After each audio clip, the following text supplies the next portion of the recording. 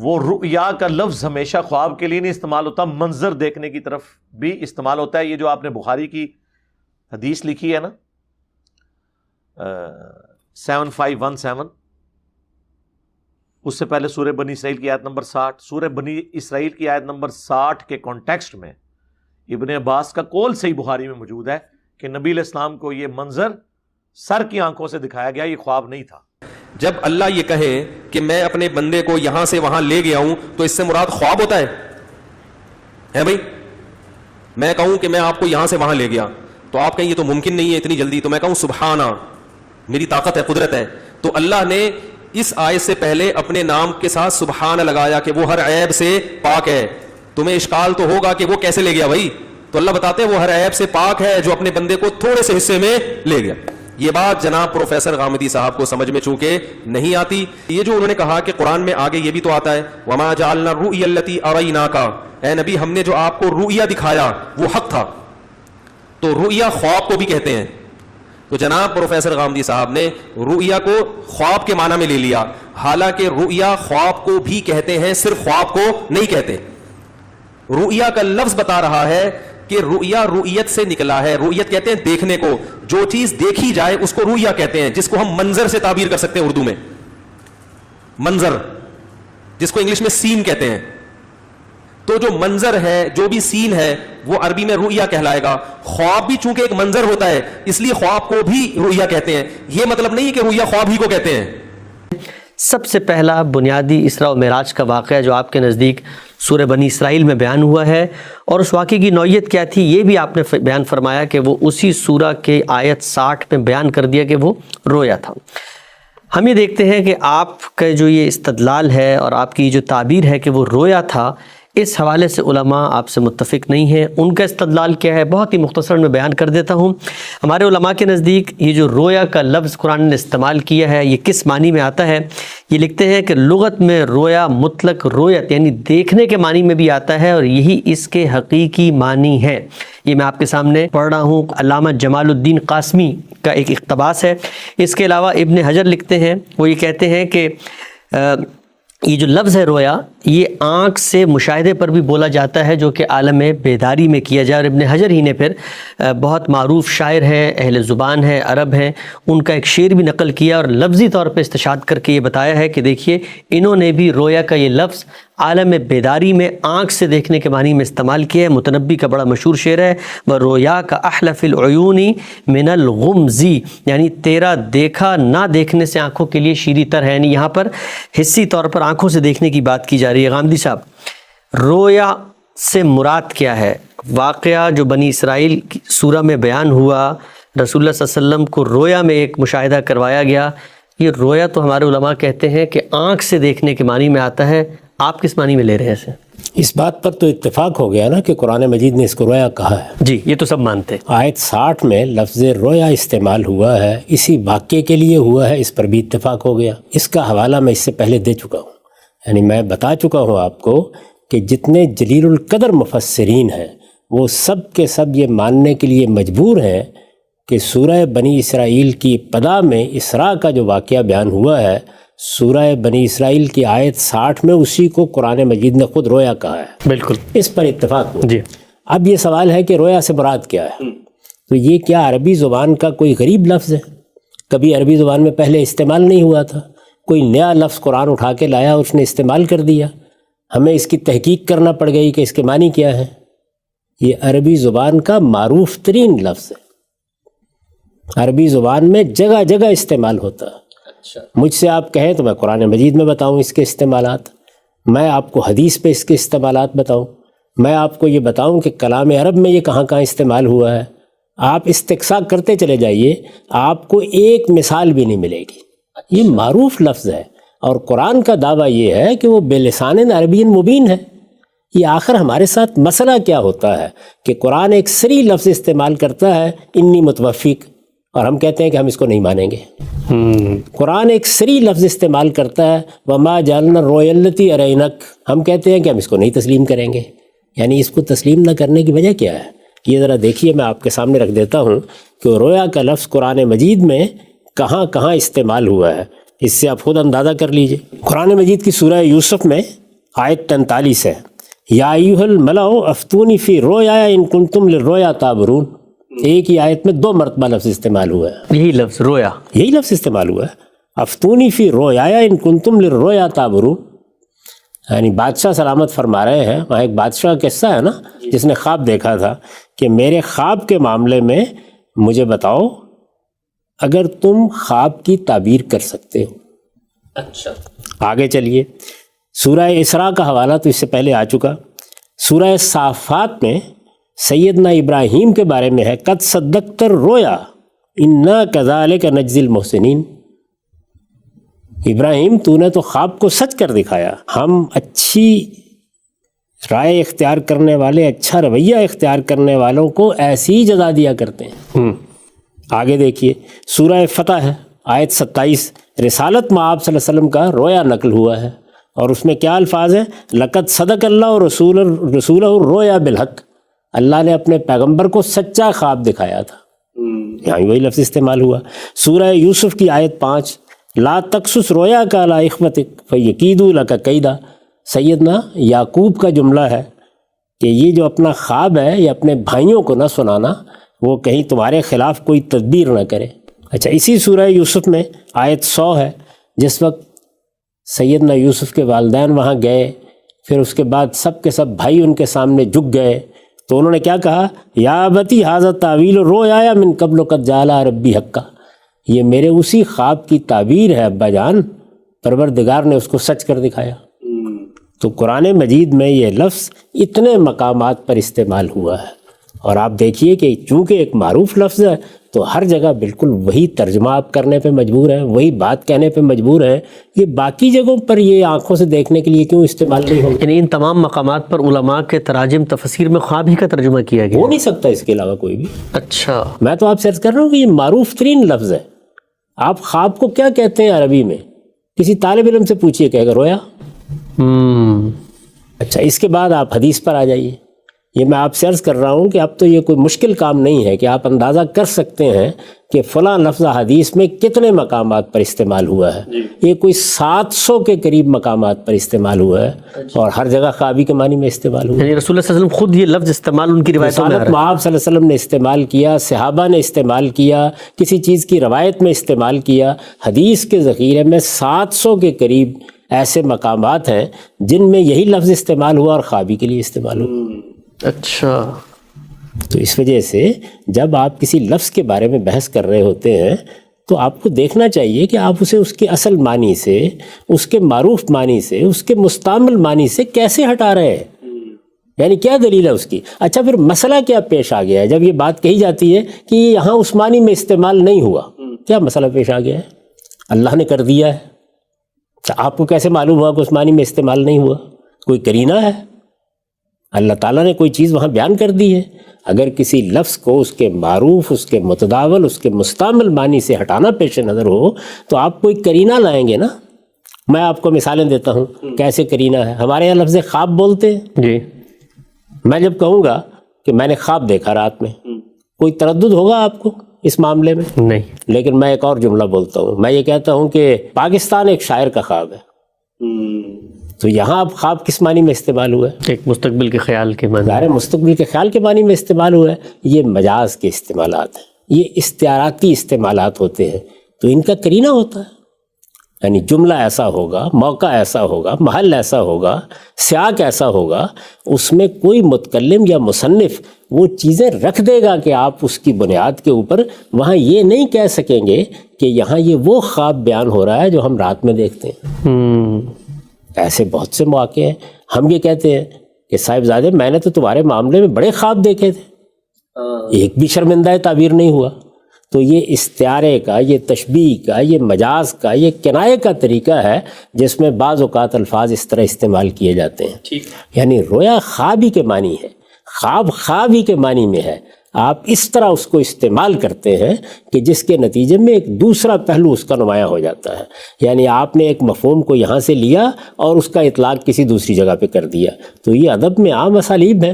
ان میں سے کوئی چیز اگر کہیں ہوئی ہوگی تو پھر آپ یہ تقریر نہیں فرمائیں گے، آپ اس جملے کی طرف توجہ دلائیں گے.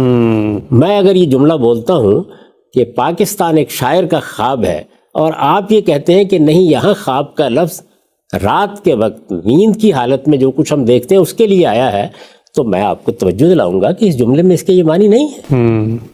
کیسے توجہ دلاؤں گا؟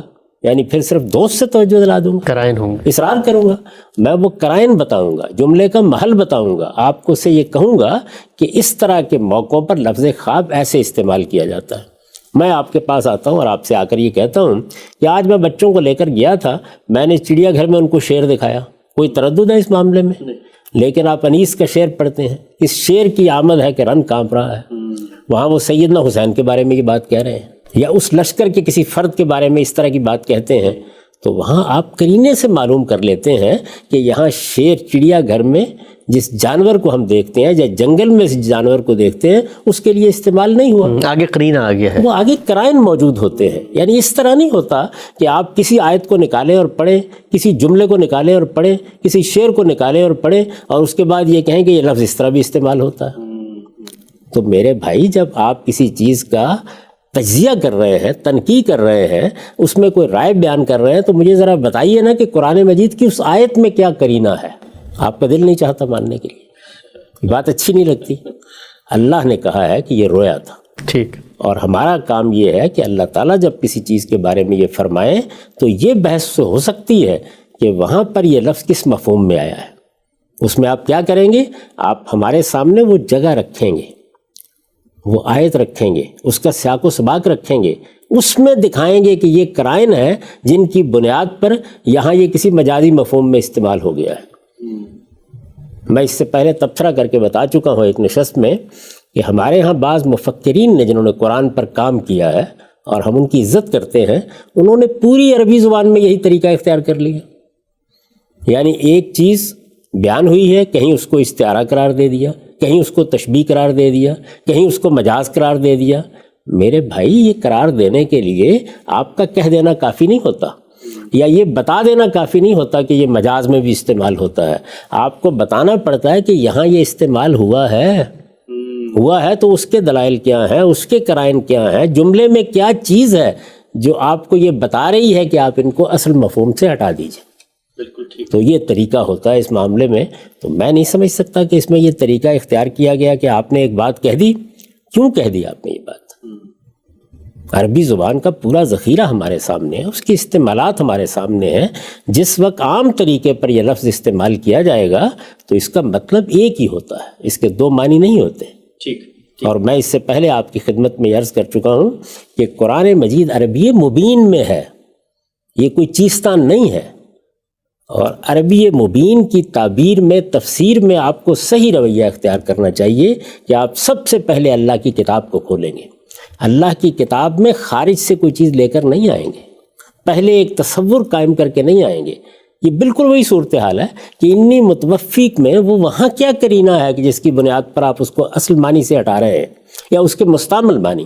اصل معنی کوئی چیز نہیں ہوتے، اصل چیز مستعمل مفہوم، یعنی ایک لفظ کس مفہوم میں، کس معنی میں استعمال ہوتا ہے، اس کے استعمال کو سامنے رکھ کر آپ بات کرتے ہیں۔ میں نے آپ کو اردو زبان میں لفظ خواب کے استعمال کی مثالیں دے دیں، وہاں وہ بیداری میں کسی چیز کے تصور کرنے کے مفہوم میں آ گیا ہے، لیکن کیا قرائن کے بغیر آ گیا ہے؟ کیا ایسے ہی آ گیا ہے؟ کیا آپ فرما دیں گے تو یہ مان لیا جائے گا؟ نہیں، وہ جملہ جب آپ بولیں گے تو یا شان کلام بتا رہی ہوگی یا قرینہ بتا رہا ہوگا کہ یہ اس مفہوم میں ہے۔ تو وہاں اس کا کوئی قرینہ ہو تو عذراہ کرم ان بزرگوں کے ہاں سے مجھے پڑھ کے سنا دیجئے کہ وہ کیا قرینہ ہے۔ ٹھیک، اچھا ہم صاحب یہ بتائیے کہ ابھی آپ نے قرآن مجید کی آیات پڑھی اور ہم نے بالکل یہی معاملہ آپ کی جانب سے دیکھا تھا، توفع کی جب بحث ہوئی تھی اس میں بھی آپ نے قرآن کے مقامات بے تحاشا بتایا کہ وہاں پر یہ لفظ کس معنی میں آ رہا ہے، اور یہاں آپ نے پڑھا، احادیث کا آپ نے ذکر کیا۔ ہمارے لیے قرآن مجید کہ آ جانے کے بعد بالکل کافی ہے کہ ایک لفظ کیسے استعمال ہوا، لیکن بطور شاہد، بطور دلیل کے کہ قرآن کے جو اولین مخاطبین ہیں، صحابہ کرام ہیں، کیا وہ بھی رویا کے اس لفظ کو استعمال کر رہے ہیں اور خواب ہی کے معنی میں استعمال کر رہے ہیں؟ میں نے عرض کیا کوئی 700 کے قریب روایات، بے شمار روایات، نکالتے چلے جائیے اور پڑھتے چلے جائیے۔ جب واقعے کے طور پر بیان کیا جائے گا تو اس موقع پر اس کے ایک ہی معنی ہوں گے۔ یعنی آپ بیان کریں گے میں نے رویا دیکھا، آپ بیان کریں گے کہ مجھے رویا دکھایا گیا، اس طرح کے موقع پر اس کے وہی معنی ہوں گے۔ ہاں البتہ جیسے میں نے آپ کو مثال دی ہے، ایسے ہی کسی موقع پر کوئی شاعر، کوئی ادیب، کوئی ادبی زبان میں گفتگو کرنے والا بات کو اٹھائے گا اور کسی مجاز کی تعبیر کو اختیار کر لے گا۔ ٹھیک۔ تو مجاز کی تعبیریں جب اختیار کی جاتی ہیں تو وہ الٹپ نہیں اختیار کی جاتی۔ اگر آدمی میں ادب کا ذوق ہے تو وہ جانتا ہے کہ کیسے استعمال کیا جاتا ہے لفظ کو۔ تو آپ ساری کی ساری ان 700 روایات کو نکال لیجئے، اس زمانے میں کوئی مشکل کام نہیں ہے، طالب علم بھی ہم کو سن رہے ہیں وہ بھی ذرا نکال لیں اور پھر تلاش کریں کہ کس جگہ پر رویا کسی دوسرے مفہوم میں استعمال ہوا ہے۔ یعنی میں عرض کر رہا ہوں کہ نہیں ہوا، ایک جگہ بھی نہیں ہوا، لیکن اگر کہیں کوئی مثال ملے گی تو ہمیشہ آپ دیکھیں گے کہ اس میں وہ قرائن موجود ہوں گے، متکلم وہ قرائن پیدا کرے گا، وہ سیاق میں ہوں گے، وہ لفظ میں ہوں گے، وہ جملے کی تعریف میں ہوں گے، وہ شان کلام میں ہوں گے، اور آپ پکار اٹھیں گے اس کو پڑھتے ہوئے کہ یہاں یہ اس مفہوم میں نہیں ہے۔ ٹھیک ہے، ہم سب بہت ہی آپ نے خوبصورتی سے بات بیان کی۔ آگے بڑھتے ہیں۔ ابھی آپ نے ایک مثال دی کہ یہ جو مشہور شعر ہے کہ شیر کی آمد ہے کہ رن کانپ رہا ہے۔ اب یہاں شیر سے مراد ہم عام طور پہ تو شعر سمجھتے ہیں، لائن کو کہتے ہیں شعر ہے، لیکن وہ جو کلام کا آگے سباق ہے، سیاق ہے، اس میں خود واضح ہو جاتا ہے۔ آگے خود ہی شاعر نے بیان کر دیا کہ شمشیر بقف دیکھ کے حیدر کے پسر کو جبریل لرزتے ہیں سمیٹتے ہوئے، پر تو اب حیدر کے پسر ہیں، واقعہ کربلا ہے، سب زیر بحث ہے۔ زبان کا ماہر، زبان جاننے والا، آپ بہت اصرار کرتے ہیں اپنی گفتگو میں کہ آپ اہل عرب کا، قدماء کا لٹریچر پڑھیں، ان کی شاعری، اس سے زبان کا اسلوب ذوق ڈیولپ ہوتا ہے۔ یہ ابن حجر علیہ رحمہ بڑے مشہور عالم ہیں، انہوں نے مثال دی ایک بڑے شاعر کی، ان کا نام ہے متنبی، آپ واقف ہیں یقینی طور پہ ان سے۔ تو یہ ایک شاعر جب یہاں پر یہ لفظ رویا استعمال کر رہا ہے اور یہ بیداری میں دیکھنے کے معنی میں کر رہا ہے، تو پھر اب ہم اس کو کیا کہیں گے؟ زبان عرب ہے، وہ ہم سے زیادہ بہتر جانتے ہوں۔ میں اس پر دو باتیں کہوں گا۔ ایک لفظ کو قرآن مجید نے استعمال کیا، اتنے مقامات پر استعمال کیا، اور اسی مفہوم میں استعمال کیا جو اس کا عام مفہوم ہے، مستعمل مفہوم ہے۔ 700 سے زیادہ میں نے آپ سے عرض کیا کہ روایتوں میں استعمال ہوا، وہاں بھی یہی ہے۔ عربی زبان کا کوئی لغت اس سے مختلف معنی ثبت نہیں کر رہا۔ آپ کوئی لغت اٹھا کے دیکھیں، پہلا جملہ آپ کو یہ ملے گا، رویا کا لفظ لکھا ہوگا، ما رأیتہ فی المنام، ما یرن نائم فی المنام، یہی الفاظ لکھے ہوں گے۔ یعنی جب آپ سوتے میں کوئی خواب دیکھتے ہیں تو اس کو عربی زبان میں رویا کہا جاتا ہے۔ یہ تعبیر ہر صاحب لغت آپ کے سامنے رکھ دے گا۔ اب اس کے بعد آپ کہتے ہیں کہ نہیں، ایک مثال ہم کو مل گئی ہے۔ کس سے ملی ہے؟ ایک شاعر سے، متنبی سے ملی ہے۔ آپ کو معلوم ہونا چاہیے کہ قرآن مجید کی زبان کے بارے میں یا تو جاہلی شعراء کی نظیر پیش کی جاتی ہے یا مخضرمین کی۔ اس بات پر مسلمانوں کے پورے علم کا اجماع ہے۔ میں اپنی کتاب میزان میں صاحب خزانۃ الادب کی وہ عبارت نقل کر چکا ہوں جس میں انہوں نے پوری تفصیل کے ساتھ یہ بتایا ہے کہ جتنے شعراء، عربی زبان کے شعراء معلوم معروف ہیں، ان کے کیا طبقات ہیں، اور ان میں سے وہ کون سے شعراء ہیں جن کی زبان یا جن کے استعمالات کو آپ قرآن مجید کی زبان میں نظیر کے طور پر پیش کر سکتے ہیں۔ ٹھیک، وہ صرف پہلے دو طبقے ہیں، ایک جاہلیت کے شعراء، ایک مخضرمین۔ مخضرمین کا مطلب یہ ہے کہ ایک شخص جاہلیت میں پیدا ہوا اور اس نے اسلام کا زمانہ بھی دیکھا، جیسے فرزدق ہے، جیسے جریر ہے۔ ان کے بعد کسی شخص کی کسی چیز کو بھی نظیر کے طور پر پیش نہیں کیا جا سکتا۔ تو پہلی بات تو یہ ہے کہ یہاں آپ نظیر بھی تلاش کرنے کے لیے آئے تو آپ کہاں پہنچے؟ آپ نے لبید کو بیان کیا، آپ نے عائشہ کو بیان کیا، آپ نے امر القیس کو بیان کیا، کس کو بیان کیا؟ یعنی متنبی کی یہ حیثیت نہیں ہے کہ وہ قرآن مجید کی زبان میں نظیر کے طور پر پیش کیا جائے۔ دوسری بات، اگر آپ خود شعر پر غور کریں تو اس میں بالکل وہی صورتحال ہے جو صورتحال میں نے اردو زبان میں آپ کے سامنے رکھی۔ یعنی کوئی قرینہ ایسا پیدا ہو جاتا ہے کہ شاعر یا ادیب یا کوئی متکلم اور مصنف اس لفظ کو اٹھاتا ہے اور اٹھا کر ایسے قرینے کی بنیاد کے اوپر اس میں کوئی مجاز کی تعبیر پیدا کر دیتا ہے۔ اچھا، میں نے مثال دی نا آپ کو کہ جب میں آپ سے یہ کہتا ہوں کہ پاکستان ایک شاعر کا خواب ہے تو آپ کو کوئی تردد نہیں ہوتا۔ وہاں پر اس کے ممدوح کے ساتھ رات کو ملاقات ہوئی، رات میں آنکھیں سوتی ہیں، رات میں خواب دیکھے جاتے ہیں، اس نے ملاقات کے لیے اس لفظ کو کنایا کر لیا۔ اچھا، رویا کا احلا فی العیون من الغمزی، یعنی نیند شیریں ہوتی ہے آنکھوں کے لیے لیکن تیری ملاقات آنکھوں میں اس سے زیادہ شیریں ہے۔ اچھا اچھا، اب ظاہر ہے کہ ملاقات رات میں ہوئی ہے، جی پہلے مصرے میں بیان بھی ہو گیا یہ کہ ملاقات رات میں ہوئی ہے۔ جب ملاقات رات میں ہوئی ہے تو رات میں آدمی ایک خاص طرح کا سرور یا احتزاز حاصل کرتا ہے اچھے خوابوں سے، اس سے اس نے کنایا کر لیا۔ اچھا تو شعر تو سمجھایا جا سکتا ہے. آپ نے جیسے ہی دیکھا میرے ہی جملے کی مثال دی کہ پاکستان ایک شاعر کا خواب ہے اور یہ کہا کہ دیکھا خواب تو بیداری میں کسی چیز کے تصور کرنے کے لیے بھی آ جاتا ہے. بھائی یقیناً آتا ہے. متنبی نے بھی استعمال کی ہے. میں 10 مثالیں اور دے دوں گا آپ کو. رائی کے شعر کی مثال دے دوں گا. ہر جگہ یہ ہوتا ہے کہ آپ لفظ کو اٹھاتے ہیں اور مجاز یا کنائے کا ایک محل پیدا کرتے ہیں, اس کے لیے کرینہ لاتے ہیں کلام میں. یہ ایسے نہیں ہوا کرتا. ٹھیک ٹھیک ٹھیک ٹھیک. اب آپ نے غالب کا شعر پڑھا کہ غالب کو برا کہتے ہو, اچھا میرے آگے, اور فرمایا کہ لغت میں نہیں دیکھا تم نے, اچھا تو برے کے مقابلے میں استعمال ہوتا ہے. اور یہاں غالب نے اسی معنی میں استعمال کی ہے. بھائی یہاں غالب نے اس معنی میں نہیں استعمال کیا. تو اس وجہ سے جس وقت آپ کسی لفظ کے استعمال کی دلیل دے رہے ہوتے ہیں تو آپ کو بتانا چاہیے کہ وہ لفظ کہاں استعمال ہوا ہے, جملہ کیا ہے, تالیف کلام کیا ہے, سیاق کیا ہے, سباق کیا ہے, اس میں پیچھے کیا بات ہو رہی ہے.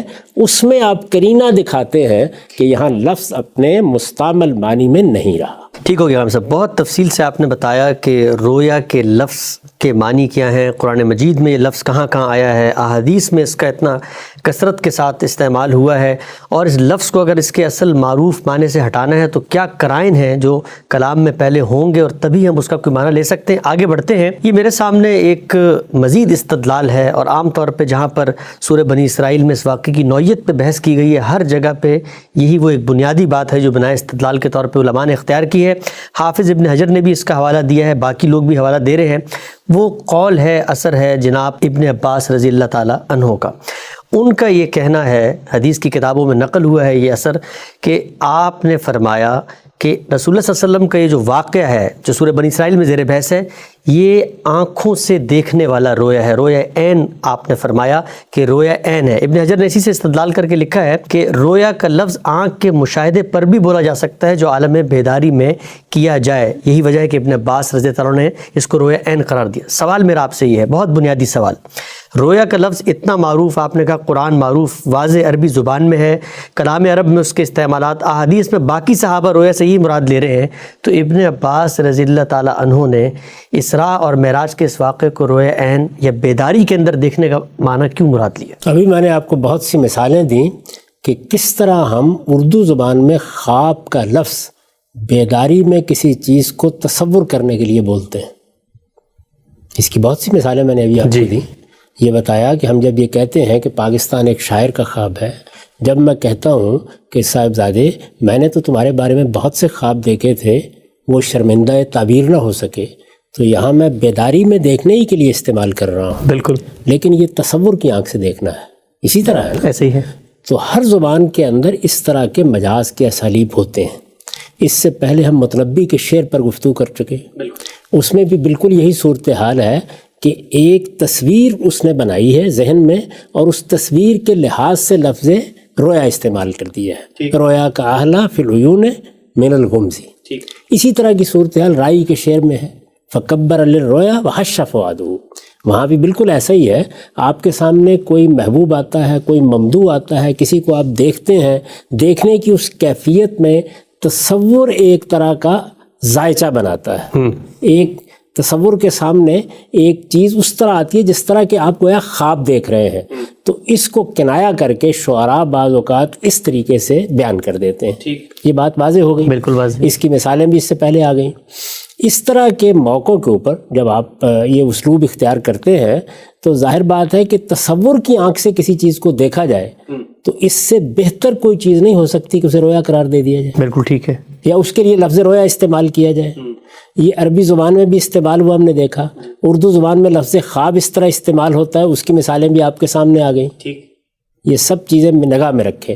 اب یہ دیکھیے کہ ابن عباس رضی اللہ عنہ کیا کہہ رہے ہیں. یہ حضرات جب دیکھتے ہیں کہ انہوں نے یہ فرمایا کہ رسالت میں آپ صلی اللہ علیہ وسلم کا یہ جو اسراء کا واقعہ ہے یہ رویا عین اریہ رسول اللہ صلی اللہ علیہ وسلم, یہ آنکھ کا رویا تھا. جب یہ دیکھتے ہیں تو ان کا خیال ہوتا ہے کہ جو عمومی رائے بن گئی ہے کہ ایک جسمانی سفر تھا جو کرایا گیا, وہ یہ نہیں کہہ رہے.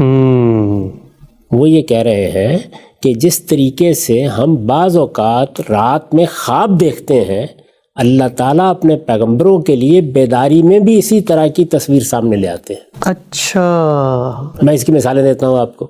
اس کی وہ مثال تو آپ کے علم میں ہے، اس سے پہلے بھی مجھے یاد پڑتا ہے کہ ہم اس کا تذکرہ کر چکے ہیں کہ رسالت میں آپ صلی اللہ علیہ وسلم نماز پڑھا رہے ہیں، نماز کی امامت کراتے ہوئے آپ نے اپنا ہاتھ آگے بڑھا دیا، جی، اور جنت کا گچھا یا تھوڑا سا اور آگے بڑھے بھی، جی جی لوگوں نے پوچھا تو آپ نے فرمایا کہ میرے سامنے جنت لائی گئی۔ بالکل، اس کے لیے اورزا علیہ وغیرہ کی تعبیریں آتی ہیں حدیثوں میں، جی کوئی چیز پیش کر دی گئی، کوئی سامنے لائی گئی، یہ بیداری میں ہوا ہے۔ اب آپ کیا کریں گے؟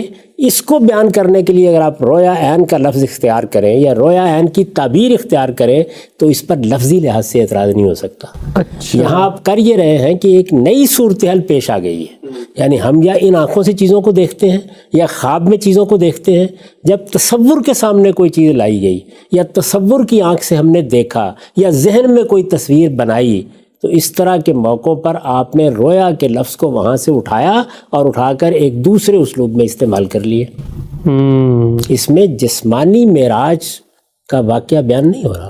ابن عباس رضی اللہ عنہ بھی یہ نہیں کہہ رہے، وہ یہ کہہ رہے ہیں کہ رسالت میں آپ صلی اللہ علیہ وسلم کو یہ جو مشاہدہ کرایا گیا یہ بیداری کی آنکھ سے کرایا گیا۔ اچھا، میں دوسری مثال دوں آپ کو، خود ابن عباس رضی اللہ عنہ کی بہت سی روایتوں میں یہ بات بیان ہوئی ہے اور یہ بخاری میں بھی ہے، مسلم میں بھی ہے کہ رسالت میں آپ صلی اللہ علیہ وسلم نے جب اپنا یہ واقعہ بیان کیا، اسراء کا واقعہ، تو قریش نے اس پر سوالات شروع کر دی۔ ٹھیک، جب ایک مجلس میں بیان کرنا شروع کیا تو انہوں نے کہا کہ یہ کیا بات کر رہے ہیں؟ یہ کہتے ہیں کہ میں بیت المقدس کو دیکھ کے آ گیا ہوں، ہمارے ہم بہت سے لوگ ہیں کہ جو بیت المقدس کو دیکھ چکے ہیں، اس کا سفر کر چکے ہیں، تو ذرا بتائیے وہاں کیا کیا ہے۔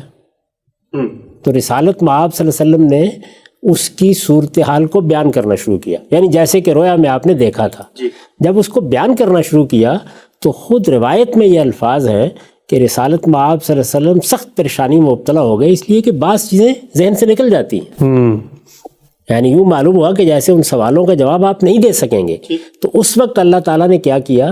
اس وقت اللہ تعالیٰ نے اس مسجد کی پوری تصویر لا کے آنکھوں کے سامنے کھڑی کر دی۔ یعنی جو معاملہ ان کے ساتھ پہلے ہوا تھا اسی کو دہرا دیا ایک طرح سے۔ وہ معاملہ ہوا رویا میں اور یہ معاملہ بیداری میں ہو رہا ہے۔ اچھا، خود رسالت میں آپ صلی اللہ علیہ وسلم کی نسبت سے یہ بیان کیا گیا ہے کہ یہ عقیل کے گھر کے قریب جیسے مسجد پڑی ہوئی ہے، یہ صورتحال تھی، اور میں اس کے ایک ایک ستون کو بیان کرتا چلا جا رہا تھا۔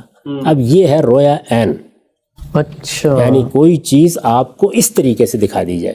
تو عبداللہ بن عباس رضی اللہ عنہ جلیل القدر صحابی ہیں، حبر الامہ ہیں، ہمارے دل میں ان کا بہت احترام ہے، وہ اصل میں یہ بات بیان کر رہے ہیں۔ جب وہ رویا عین کہتے ہیں تو وہ یہ کہتے ہیں کہ ان کے نزدیک، ان کی رائے میں یہ بیداری کا مشاہدہ تھا۔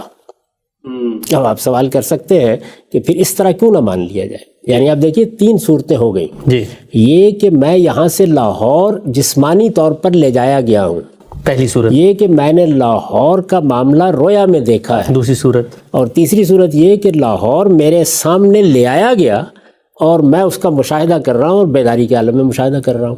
ہمارے ہاں جو صوفیہ اپنے مشاہدات بیان کرتے ہیں وہ ایسے ہی ہوتے ہیں۔ اچھا، امام غزالی نے المنقذ من الضلال میں جو فرشتوں کی ملاقات کا ذکر کیا ہے، ظاہر ایسے ہی ہوئی ہے۔ تو بیداری میں بھی بعض اوقات اس طرح کے مشاہدات ہوتے ہیں جس طرح کے آپ کو خواب میں ہوتے ہیں۔ دونوں کے اندر چونکہ یہ قدر مشترک ہے کہ اس میں آپ کے سامنے تصویر بننا شروع ہو جاتی ہے، تو اس وجہ سے وہاں اگر ابن عباس رضی اللہ عنہ یہ کہتے ہیں کہ یہ رویا عین تھا تو رویا کے لفظ کی بنیاد پر ان کی رائے پہ تنقید نہیں کی جا سکتی، یہ اطلاق ہو سکتا ہے۔ لیکن ظاہر ہے کہ اب یہ سوال پیدا ہوگا کہ وہاں اس کا کیا قرینہ ہے؟ جی ہاں، یہ سوال قرآن مجید کی سورہ اسراء کی جو آیت 60 ہے، سورہ بنی اسرائیل کی آیت 60، اس میں کیا قرینہ ہے اس بات کا؟ اس لیے کہ وہ قرینہ پیدا ہونا چاہیے نا۔ جی، وما جعلنا الرؤیا التي اریناک الا فتنة للناس، یعنی آپ کسی لفظ کو تصور کے لیے استعمال کریں، آپ اس سے کنایا کریں، آپ مجاز کی کوئی تعبیر اختیار کریں۔ جس چیز کی طرف میں بار بار توجہ دلا رہا ہوں وہ یہ ہے کہ اس میں آپ کو قرینہ کلام کے اندر دکھانا ہوتا ہے۔ آپ باہر سے اپنا تصور لے کے نہیں آ سکتے، کوئی نظریہ لے کے نہیں آ سکتے، کسی اور جگہ کی اطلاع لے کے نہیں آ سکتے، یا تو وہ اطلاع خود متکلم دے گا جیسے اس نے یہاں دے دی، یعنی اس سے پہلے یہ بیان کیا کہ ہم اپنے پیغمبر کو اس طرح لے گئے، اس کے بعد بتایا کہ یہ رویا تھا، یہ خود اطلاع دے دی۔ دوسری صورت کیا ہو سکتی ہے؟ کلام میں قرائن موجود ہیں، آپ نے اس کو دیکھا تو جان لیا، کہ یہ یہاں رویا بیان ہو رہا ہے یا اس کو اٹھا کر اس کو کسی اور مفہوم میں استعمال کیا جا رہا ہے. ٹھیک. یہ بیداری میں جسمانی طور پر لے جانے کے لیے استعمال کی مثال نہیں ہے، بلکہ آنکھوں کے سامنے بیداری میں کسی تصور کے آ جانے کی مثال ہے. ٹھیک. یہ بالکل وہی چیز ہے جس کی اس سے پہلے میں نے بہت سی تعبیرات آپ کو بتائیں. متربی کے شعر میں بتایا کہ یہی تعبیر ہے، رائی کے شعر میں بتایا کہ یہی تعبیر ہے. ہماری عام گفتگوؤں میں لفظ خواب کو ہم اسی طریقے سے استعمال کرتے ہیں. ہم کہتے ہیں نا کہ خواب میں ہنوز جو جاگے ہیں خواب. تو اس طرح کے موقع پر جو تعبیریں اختیار کی جاتی ہیں، اب یہ خواب میں جاگنا یعنی آپ بیدار ہو گئے ہیں، جی. خواب میں بیدار ہو گئے ہیں.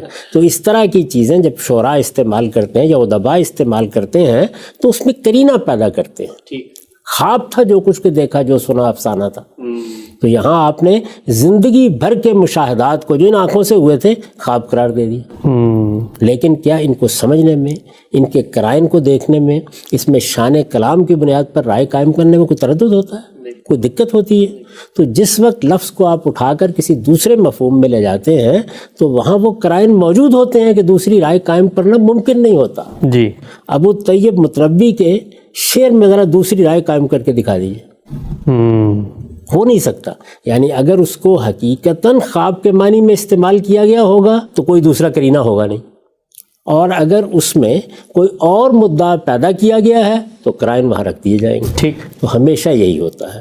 اچھا، اس کے بعد ایک اور سوال پیدا ہوتا ہے کہ تھوڑی دیر کے لیے نظر انداز کر دیجیے اس بات کو کہ وہاں کوئی قرینہ نہیں ہے اس بات کا. جی، یعنی سورہ بنی اسرائیل کی آیت 60 میں کوئی قرینہ نہیں. کوئی قرینہ نہیں ہے. ٹھیک. تو خود واقعے کے لحاظ سے بھی یہ رائے قابل قبول نہیں ہو سکتی. اچھا، وہ ان کی جلالت قدر کے پورے احترام کے ساتھ کیوں نہیں ہو سکتی؟ غور فرمائیے، جس وقت ہم کسی چیز کو بیان کر رہے ہوتے ہیں یا اس کا ذکر کر رہے ہوتے ہیں تو اس میں اگر ہم یہ کہتے ہیں کہ جنت دکھائی گئی، دوزخ دکھائی گئی، مسجد دکھائی گئی، فلاں تصویر دکھائی گئی، لاہور دکھایا گیا، ہم خود اس کا حصہ نہیں ہوتے. بیداری کے عالم میں اگر ہمارے سامنے تصویر آئے گی تو ہم اس کا حصہ نہیں بن سکتے. لیکن وہ رویا جو نیند کے عالم میں دیکھا جاتا ہے اس میں میں اپنے آپ کو دیکھتا ہوں کہ میں بیٹے کو ذبح کر رہا ہوں. میں اپنے آپ کو دیکھتا ہوں کہ میں حرم میں داخل ہو رہا ہوں. میں اپنے آپ کو دیکھتا ہوں کہ میں پشاور لے جایا جا رہا ہوں. اچھا. تو بیداری میں یہ نہیں ہو سکتا. قرآن مجید نے سورہ بنی اسرائیل کی پہلی آیت میں اس کو جس طریقے سے بیان کیا ہے، ان الفاظ پر غور کیجئے، وہ تصویر نہیں ہے، وہاں لے جانے کا معاملہ بیان کیا جا رہا ہے. جب لے جانے کا معاملہ بیان کیا جا رہا ہے تو دو ہی امکانات رہ جاتے ہیں، تیسرا امکان ختم ہو جاتا ہے. یا جسمانی طور پر لے جایا جائے گا، الفاظ اس کے لیے موضوع ہیں، اور یا رویا میں لے جایا جائے گا، الفاظ اس کے لیے موضوع ہیں. رویا عین کے لیے موضوع نہیں ہے. اس لیے میری بہت ادب کے ساتھ ابن عباس رضی اللہ عنہ کی رائے پر تنقید ہے. ٹھیک. اس لیے پہلے تو مدعا ٹھیک سمجھ لیجئے کہ انہوں نے کہا کیا ہے، اور پھر اس کے بعد یہ جان لیجئے کہ وہ کیوں قابل قبول نہیں ہو سکتا. ٹھیک. ہم سب یہاں پر ایک دو ضمنی سوال اس رائے کے اوپر یہ واضح فرمائیے گا کہ ابن عباس رضی اللہ تعالیٰ عنہ کی رائے سے جو ہمارے اکثر علماء نے استدلال کیا ہے کہ جب وہ یہ کہتے ہیں رویا عین تو اس سے مراد روح اور بدن، یعنی روح اور جسم دونوں کو لے کر جانا ہے. گویا عالم بیداری میں ایک شخص کے ساتھ اس خارجی دنیا کے اندر یہ واقعہ ہوا ہے. سوال میرا آپ سے یہ ہے کہ جتنے اثر نقل ہوئے ہیں ابن عباس رضی اللہ تعالیٰ نے کہیں اس کی صراحت کی ہے کہ وہ روح اور جسم، یا وہ علماء جو ان کی رائے سے استدلال اخذ کر رہے ہیں وہ بھی کئی الفاظ میں بیان کر رہے ہیں، یا ان کے صرف رویا عین کی تعبیر بیان ہوئی؟ بالکل یہی تعبیر ہے، اس کے سوا کچھ نہیں ہے. یعنی اگر انہوں نے اس کی وضاحت کی ہوتی تو پھر ان کے الفاظ اس کے مطابق نہیں تھے. یہ رویا عین کے الفاظ پھر وہ استعمال نہ کرتے. ہاں، پھر تو کہتے بیداری میں لے گئے انہیں. پھر کوئی اور تعبیر اختیار کرتے اور یہ بتاتے کہ اس طرح لے جایا گیا تھا، یہ لے جانے کی یہ صورت تھی، جیسے کہا جاتا ہے کہ بے جسدے ہی لے جائے گئے تھے. اس طرح کی کوئی تعبیر ہوتی. رویا عین میں اس کی گنجائش ہی نہیں ہے. جو انہوں نے بات کہی ہے اس کا صحیح مفہوم میں نے آپ کو بتا دیا ہے. یہ اسی طرح کی تعبیریں ہیں جس طرح کی تعبیروں کی میں نے مثالیں دی ہیں. اس کے لیے ادب میں گنجائش ہے، لیکن گنجائش ہونا ایک چیز ہے، فلاں جگہ پر مدعا یہ ہے، اس کے لیے آپ کو بتانا پڑے گا کہ کلام میں کیا کرینہ ہے. یعنی قرآن مجید میں باہر سے آپ کوئی تصور لے کے نہیں آ سکتے، اعلیٰ ادب میں نہیں آ سکتے، کسی اچھی تحریر میں نہیں آ سکتے. آپ کو وہیں سے اس کے قرائن بتانے ہیں. تو میں نے آپ سے عرض کیا کہ آیت 60 میں اس کا کوئی قرینہ نہیں ہے، اور پہلی آیت جس میں واقعہ بیان ہوا ہے اس میں چونکہ خود رسالت مآب صلی اللہ علیہ وسلم کے لے جائے جانے کا ذکر ہے، تو یہ چیز رویا عین میں ہو نہیں سکتی۔ سبحان اللہ، آپ سے بہت ہی آپ نے ایک عمدہ نقطہ یہاں بیان کیا ہے۔ ایک سوال جو اس وقت سننے والوں کے ذہن میں آ رہا ہوگا یقینی طور پہ، ابن عباس رضی اللہ تعالیٰ عنہ الامہ، آپ نے بتایا کہ کتنے جلیل القدر صحابی ہیں، ان کی 20 آراء نقل ہوئی ہیں دین کی تفہیم میں، ہمارے لیے سازگار، معاون، مددگار بھی ہوتی ہیں، ان سے استفادہ کرتے ہیں۔ لیکن یہ جو اختلاف ان کی رائے سے پیدا ہوا ہے قرآن مجید کی بنیاد پر، یہ کیا خود صحابہ کرام میں بھی کچھ لوگوں نے کیا ان سے ان کی زندگی میں یا ان کی اس رائے پہ کبھی کوئی اختلاف کیا تھا؟ اس طرح تو نہیں کہا جا سکتا کہ ان سے اختلاف کیا تھا، لیکن دو مختلف آراء رہی ہیں۔ اچھا۔ اور وہ مختلف آراء صحابہ کرام کے حوالے سے بھی بیان کی گئی ہیں۔ ان میں یہ اعتراض کیا جاتا ہے کہ معاویہ رضی اللہ عنہ نے مثال کے طور پر یہ کہا کہ یہ تو ایک رویا صادقہ تھا، ٹھیک ہے، رویا عین کو ایکسیپٹ نہیں کیا ایک طریقے سے، انہوں نے اس کو قبول نہیں کیا۔ ٹھیک، یعنی قبول نہیں کیا کا مطلب یہ نہیں ہے کہ ان کے سامنے یہ رائے پیش کی گئی، یہ معاملہ کہ اسراء کا واقعہ کیا تھا زیر بحث ہے نا، لوگ اس کو سمجھنا چاہتے ہیں، تو اس میں معاویہ رضی اللہ عنہ کی نسبت سے یہ بات بیان ہوئی ہے، سیدہ عائشہ کی نسبت سے بات بیان ہوئی ہے، لیکن ان کی سندیں کمزور ہیں۔ اچھا، تو اس وجہ سے میں نے اس کا ذکر ہی نہیں کیا۔ میرے نزدیک وہ استدلالات جو انتہائی محکم استدلالات ہیں، یعنی قرآن کی زبان سے استدلال، سورہ سے استدلال، اس کے الفاظ سے استدلال، وہ بہت کافی ہیں اس مقصد کے لیے۔ اچھا، تو میرا یہ طریقہ نہیں ہے کہ ایسی کوئی کمزور بات، ضعیف بات سامنے پیش کر دی جائے، تاہم یہ چیزیں نقل ہوئی ہیں ہمارے یہاں۔ سیدہ عائشہ کا جملہ بھی نقل ہوا ہے جس میں بہت صراحت سے فرمایا انہوں نے کہ ما فقد جسد رسول اللہ صلی اللہ علیہ وسلم ولکن اسری بروحہ۔ اچھا، اسرہ بروحہ کے الفاظ، یعنی یہ آپ نے بتایا کہ ایسا ہی ہے، لیکن ظاہر ہے کہ اس کی سند پر کلام کیا گیا ہے اور اس طریقے سے اس کی سند محکم نہیں ہے کہ ہم اس کو پیش کر سکیں، یعنی جواب میں پیش کر سکیں یا ان کی نسبت سے پیش کر سکیں۔ یہ جانتے ہیں آپ کہ میں اس معاملے میں محدثین کے نقطہ نظر کا قائل ہوں کہ جب آپ استشہاد کر رہے ہوں تو آپ کے ہاں وہ چیز سند کے لحاظ سے محکم ہونی چاہیے۔ تو میں نے اس کو پیش نہیں کیا، آپ نے سوال کیا تو میں نے اس کا ذکر کر دیا۔ ٹھیک، ہم سب بہت ہی خوبصورتی سے آپ نے اس نقطے کو واضح کیا، اور یہ پہلو بھی واضح کیا۔ میں چاہتا ہوں ذرا تھوڑی سی اس پہ مزید ہم بات کریں، کیونکہ جو ہمارے سننے والے لوگ ہیں عام طور پہ جب اختلافی مسائل میں آپ کو نقطہ نظر بیان کر رہے ہوتے ہیں کہ کسی ایک صحابی کی رائے اگر سامنے آ جاتی ہے تو اس رائے کو بہت احترام کے باوجود ہم نے باہر کیف قرآن مجید کی بارگاہ میں رکھنا ہے، اور قرآن مجید کی بارگاہ میں وہ لفظ ہی ہے کہ جس کا دامن پکڑ کے ہم نے کوئی فیصلہ کروانا ہے۔ اس پہ ذرا تھوڑی سی بات کیجیے گا کہ آپ کا جو رویہ ہے، آپ خود صحابہ کرام کی آراء پڑھتے ہوں گے، یقینی طور پہ ان سے استفادہ بھی کرتے ہوں گے، لیکن اس میں حرف آخر قول فیصل کی بنیاد کیسے پیدا ہوتی ہے؟ یہ بات یہ ہے کہ اللہ کی کتاب قرآن مجید ہم تک پہنچ گئی ہے، باللفظ پہنچ گئی ہے، جس طرح اللہ کے پیغمبر نے اس کو پیش کیا اس طرح پہنچ گئی ہے، اس ترتیب کے ساتھ پہنچ گئی ہے جو خود اللہ کی دی ہوئی ترتیب ہے، اس کا لفظ کلام الہی ہے۔ اس وجہ سے کوئی خارج کی چیز اس پر اثر انداز نہیں ہو سکتی۔ صحابہ کرام میں سے کوئی تفسیر کرتا ہے، تابعین میں سے کوئی تفسیر کرتا ہے، علماء میں سے کوئی تفسیر کرتا ہے، اس کی جلالت قدر کا احترام کرتے ہوئے ہم یہ سوال پوچھیں گے کہ قرآن کے الفاظ اس کو قبول کرتے ہیں یا نہیں قبول کرتے ہیں۔ رسالت مآب صلی اللہ علیہ وسلم کی نسبت سے کسی حدیث میں کوئی بات بیان کی جاتی ہے، چونکہ رسالت مآب صلی اللہ علیہ وسلم ہمارے سامنے نہیں ہے، راویوں نے آپ کی بات نقل کی ہے، اس کو بھی اسی طریقے سے قرآن کے سامنے پیش کیا جائے گا۔ کیا قرآن مجید اس بات کو قبول کرتا ہے؟ کیا اس کے الفاظ اس کو قبول کرتے ہیں؟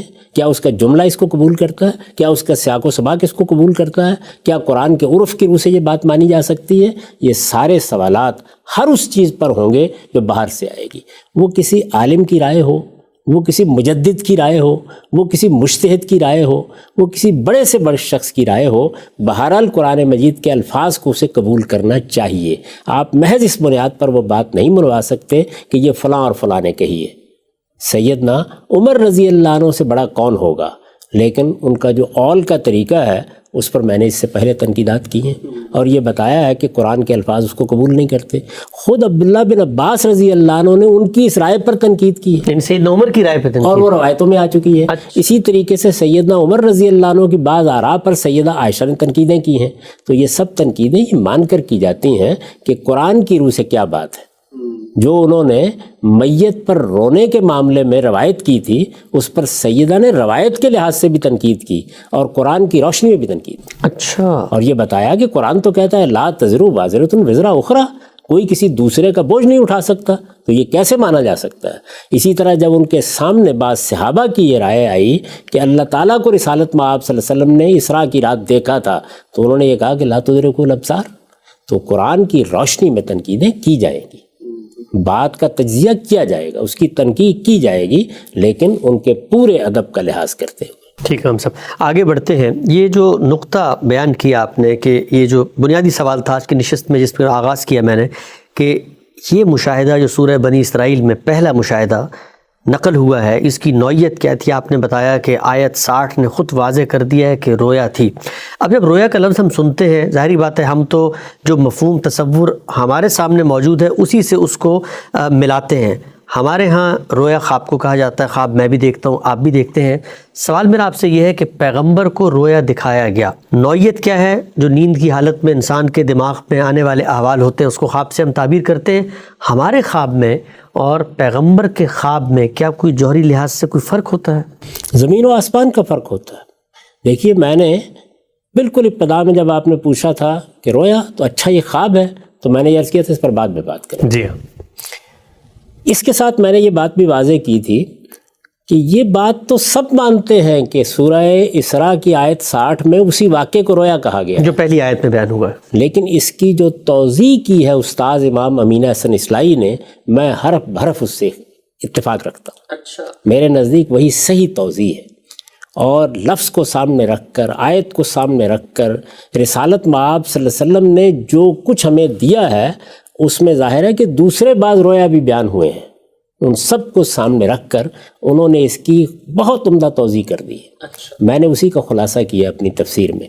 میں نے عرض کیا تھا کہ میری اور ان کی رائے میں کوئی فرق نہیں ہے، میں اسی کو درست سمجھتا ہوں اور اسی کو پیش کر رہا ہوں، تو میں آپ کے سامنے اس کی تفصیل رکھ دیتا ہوں تدبر قرآن سے، اس سے یہ واضح ہو جائے گا۔ اس میں مجھے اپنی طرف سے کچھ کہنے کی ضرورت نہیں ہے۔ یہ یاد ہوگا کہ اس سے پہلے میں ایک جملہ ان کا پڑھ کے آپ کو سنا چکا ہوں۔ جی، انہوں نے عنوان قائم کیا ہے نبی کی رویا صادقہ، یعنی نبی کو جو رویا دکھایا جاتا ہے اور سچا رویا دکھایا جاتا ہے اس کی کیا نوعیت ہوتی ہے۔ تو دیکھیے وہ کیا کہتے ہیں۔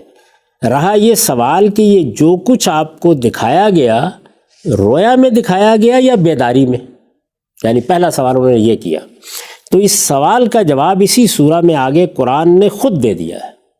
فرمایا ہے وَمَا جَعَلْنَا الرُّؤْيَا الَّتِي أَرَيْنَاكَ إِلَّا فِتْنَةً لِلنَّاسِ، یہ وہی بنی اسرائیل کی آیت 60 ہے، اور ہم نے اس رویا کو جو ہم نے تمہیں دکھائی لوگوں کے لیے فتنہ بنا دیا۔ ٹھیک، یہ ترجمہ ہے اس کا۔ اب دیکھیے وہ کیا کہتے ہیں۔ ظاہر ہے کہ یہاں جس رویا کی طرف اشارہ ہے اس سے اس رویا کے سوا کوئی اور رویا مراد لینے کی کوئی گنجائش نہیں ہے جس کا ذکر آیت زیر بحث میں لِنُرِيَهُ مِنْ آیَاتِنَا کے الفاظ سے ہوا ہے۔ ٹھیک، یعنی وہ سورہ اسراء کی پہلی آیت، وہ ہم اس سے پہلے پڑھ چکے ہیں، اس میں یہ بتایا گیا ہے کہ اللہ اپنے بندے کو مسجد حرام سے اٹھا کر مسجد اقصیٰ تک لے گیا تاکہ اسے اپنی بہت سی نشانیاں دکھائے۔ یہ وہاں تعبیر اختیار کی گئی ہے، اسی کو وہ حوالہ دے کر یہ بیان کر رہے ہیں کہ یہ جو ارات ہے، یہ جو دکھایا گیا، یہ جو لے جایا گیا، یہ در حقیقت رویا تھا۔ ٹھیک، ظاہر ہے کہ یہاں جس رویا کی طرف اشارہ ہے اس سے اس رویا کے سوا کوئی اور رویا مراد لینے کی کوئی گنجائش نہیں ہے جس کا ذکر آیت زیر بحث میں لِنُرِيَهُ مِنْ آیَاتِنَا کے الفاظ سے ہوا ہے۔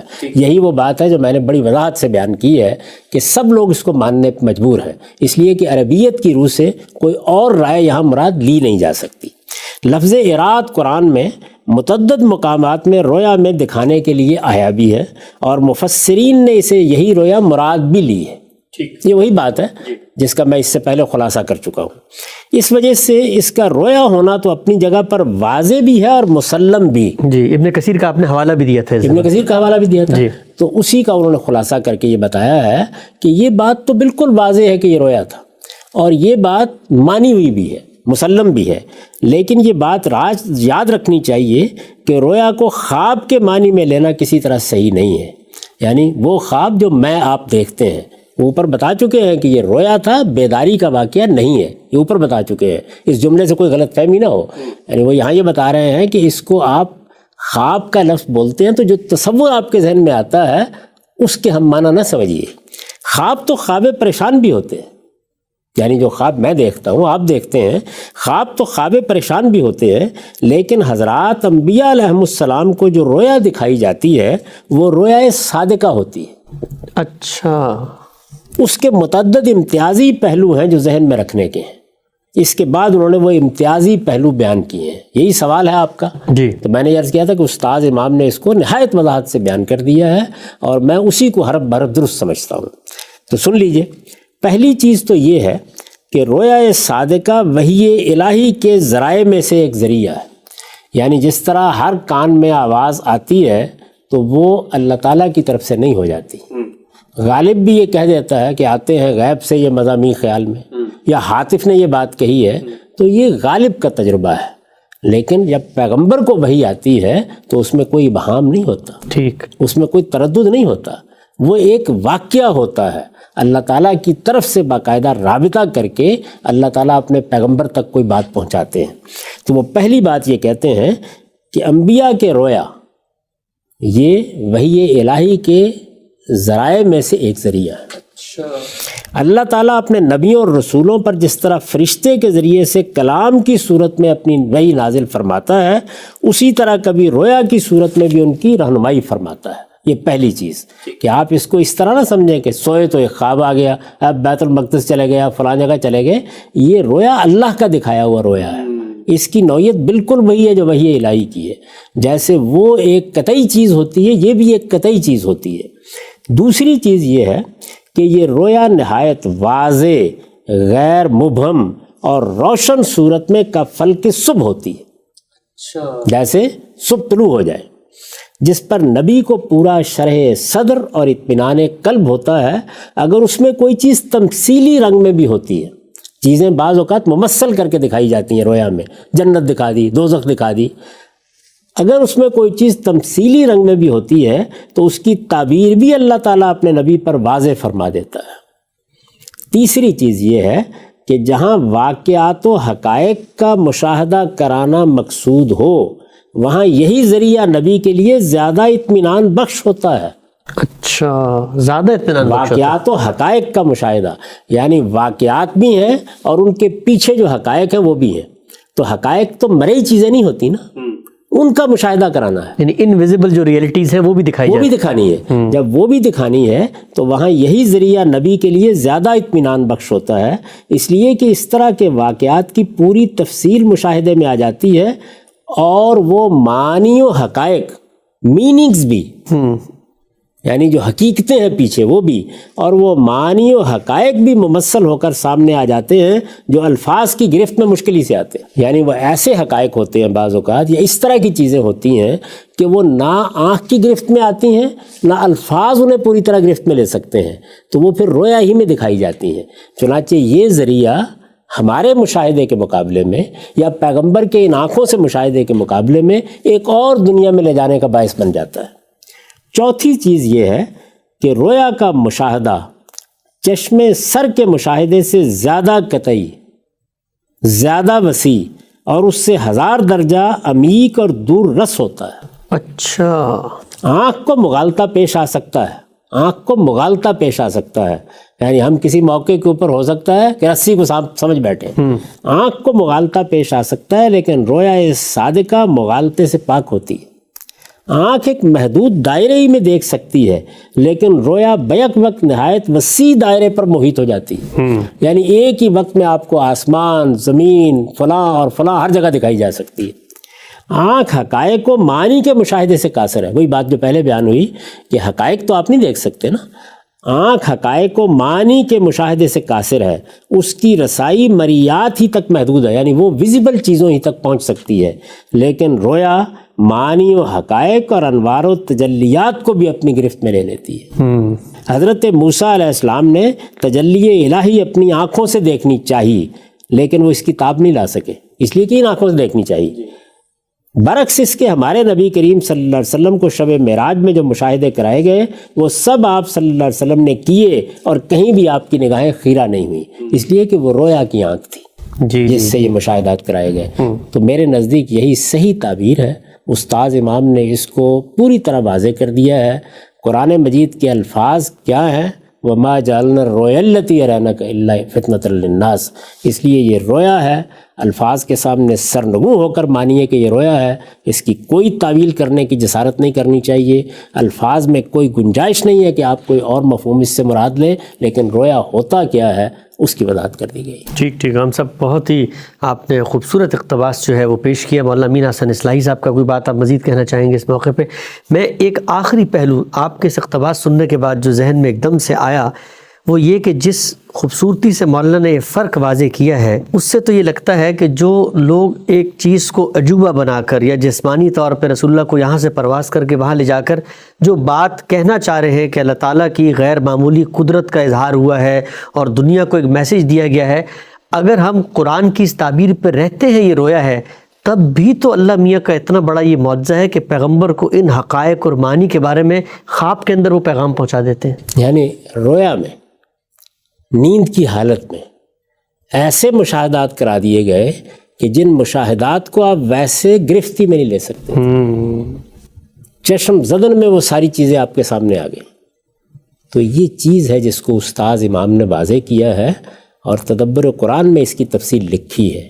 میں پھر عرض کر دوں کہ میں بار بار توجہ دلا رہا ہوں، میں اس معاملے میں متفرد نہیں ہوں، میرے نزدیک اس کو رویا قرار دینا یہ سلف خلف کے جلیل القدر مفسرین سب کے سب یہی کہتے ہیں، سب کی یہی رائے ہے، اور اس کی توضیح جو استاذ امام نے کی ہے میں اس کو ہر بار درست سمجھتا ہوں۔ ہم سب بہت شکریہ یہاں